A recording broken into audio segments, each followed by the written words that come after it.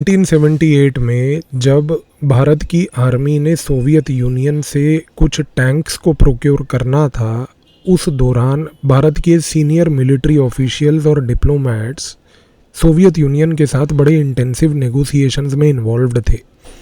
इस इन्वॉल्वमेंट को deliberately secret रखा गया था क्योंकि यहाँ पर प्राइस स्पेसिफिकेशंस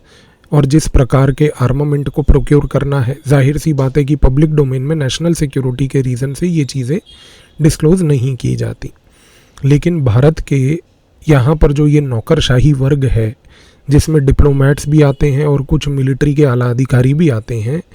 इन लोगों ने दिल्ली के अंदर एक दिल्ली जिम खाना क्लब जो बड़ा पुराना है, वो एक ऐसा अड्डा बना रखा है जिसकी शुरुआत तो एक फ़िटनेस क्लब के नाम से हुई थी। एक फ़िटनेस सेंटर जो कि बेसिकली भारत की नौकरशाह वर्ग, ब्यूरोक्रेसी और साथ में सीनियर ऑफिसर्स को एक सर्विस प्रोवाइड करेगा फिटनेस और basic other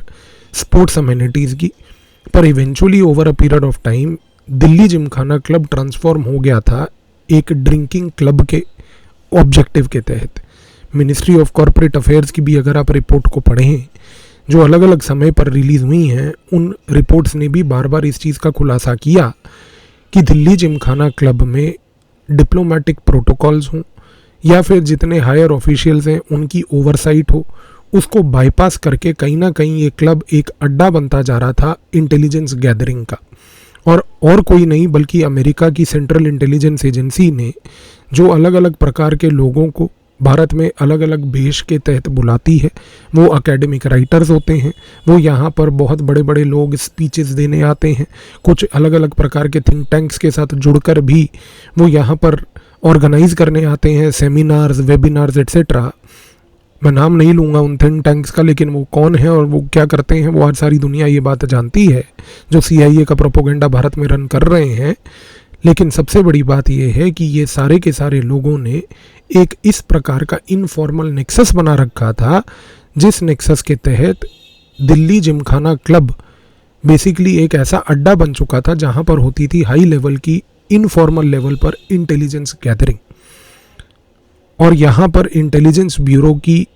counter intelligence branch हो या research and analysis wing RNAW की काउंटर इंटेलिजेंस ब्रांच हो, मजबूरन इनको भी अपने एसेट्स को यहाँ पर प्लेस करके इंटरसेप्शन करनी पड़ती थी for a very simple reason कि यहाँ पर होती थी चर्चाएं रात को बोतलों के साथ, ग्लासों के साथ, एक इनफॉर्मल माहौल में नेशनल सिक्योरिटी को लेकर। और भारत में 1978 का वो एपिसोड भारत की इंटेलिजेंस एजेंसीज आज तक नहीं भूली हैं, जब CIA के एजेंट्स ने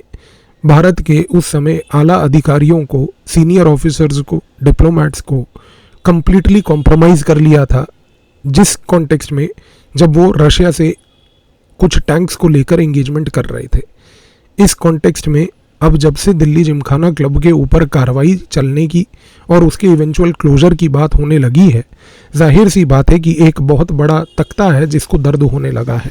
क्योंकि एक ऐसा अड्डा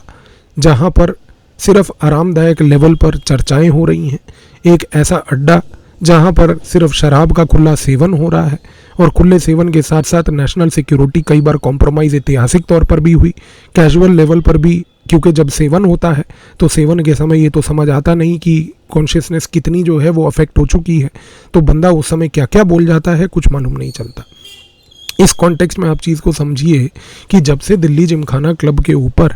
यहाँ पर इस प्रकार की कार्रवाई के बारे में चर्चा हुई है, सडनली आप न्यूज़पेपर्स में एक पेक्यूलियर पॉइंट देखिए कि कुछ लोग बड़े भावुक टाइप के आर्टिकल्स लिख रहे हैं। आर्टिकल्स ऐसे आ रहे हैं जैसे उनकी नॉस्टैल्जिक यादें जो हैं वो दिल्ली जिमखाना क्लब से जुड़ी थी। सरप्राइजिंग बात है कि क्लब है, क्लब में फ़िटनेस फैसिलिटीज़ हैं, टेनिस कोर्ट हो या फॉर दैट मैटर वहाँ पर अन्य स्पोर्ट फैसिलिटीज़ हैं, स्विमिंग पूल है। किसी भी लोगों ने उस फिटनेस वाले एस्पेक्ट के ऊपर चर्चा नहीं करी कि हमारे पास एक फ़िटनेस का क्लब लूज़ हो रहा है, पर एक गपशप मारने का जो ये क्लब था वो लूज़ हो रहा है। इसी चीज़ के बारे में जब चर्चा आज से कुछ साल पहले जो खान मार्केट गैंग के बारे में बात की गई थी, वो खान मार्केट गैंग हो या फॉर दैट मैटर ये जिमखाना क्लब को लेकर, क्लोजर को लेकर जिस प्रकार के लोग रो रहे हैं वो हो, एक चीज़ तो तय है कि इस सारे गेम प्लान में यहाँ पर जिस प्रकार से इंटेलिजेंस ब्यूरो के ऑफिसर्स ने बार बार इस चीज़ के बारे में रिकमेंडेशन दिया कि इस प्रकार की गतिविधियों को बंद किया जाए, फाइनली सरकार ने इस चीज़ को अब एक पॉजिटिव तरीके से लेते हुए ये कार्य किया है। ये एक ऐसा अड्डा बन चुका था दिल्ली के सेंट्रल दिल्ली के एरिया में, प्रधानमंत्री के घर के बिल्कुल बगल में, क्योंकि जो दिल्ली जिमखाना क्लब की दीवार और प्रधानमंत्री के घर की दीवार है एकदम से जुड़ी हुई दीवार है। आप सोच के देखिए कि सेंसिटिविटी ऑफ द लोकेशन क्या है। और अगर आप ये चीज़ को अंदाज़ा लगा लीजिए कि 1978 में वहाँ पर CIA ने अगर कुछ भारत के सीनियर ऑफिसर्स को कॉम्प्रोमाइज़ करके वो डेटा निकाल लिया था, तो आज 2026 में उस स्थान पर CIA क्या कर रही होगी। इस कॉन्टेक्स्ट में जाहिर सी बात है कि जिन लोगों के दर्द इस मोमेंट पर आंसुओं के तहत अखबारों में दिख रहे हैं, जो जिमखाना क्लब के कुछ रेगुलर विजिटर्स हुआ करते थे, हमें समझ आता है कि आपको दर्द क्यों है। लेकिन ये दर्द से आगे है देश, और देश हमेशा रहेगा। आप रहेंगे या नहीं, आपकी दर्द रहेगी या नहीं, लेकिन ये देश कहीं नहीं जाने वाला। तो जिमखाना क्लब इवेंचुअली जो है, यदि अगर वापस से एक फिटनेस सेंटर के तहत ही बनाया जाए, जैसे दिल्ली के अंदर एक श्री फोर्ट क्लब है उस प्रकार का, तो आई थिंक मुझे लगता है कि किसी प्रकार की कोई समस्या नहीं होगी। पर यहाँ पर जिस प्रकार की ये गतिविधियाँ दिख रही थी, डेफिनेटली दाल में जो काला था वो काली दाल ही सामने आ गई और उसके ऊपर मक्खन तैरता हुआ भी दिख ही गया।